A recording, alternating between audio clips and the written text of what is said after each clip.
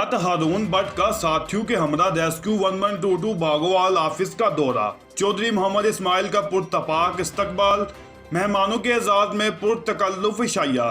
तफसीलात के मुताबिक हारून भट्ट ने साथियों के हमरा रेस्क्यू 1122 भागोवाल ऑफिस का दौरा किया और चौधरी मोहम्मद इस्माइल को मुबारकबाद पेश की। इस मौका पर चौधरी मोहम्मद इस्माइल ने आने वाले तमाम मेहमानों का पुरतपाक इस्तकबाल करते हुए मेहमानों के एजाज में पुरतकल्लुफ इशाया दिया, जबकि शुरका में सैयद वफा अब्बास आफ रानेवाल सईदा, सैयद रमीज शाह आफ रानेवाल सईदा, सैयद अली शाह महर जमशेद, राजा एहसान जलाल नदीम बाजवा, सैयद रजवान शाह आफ वडा पिंड अब्दुल जब्बार भट्ट एक्स मिस्टर गुजरावाला और दीगर शामिल थे।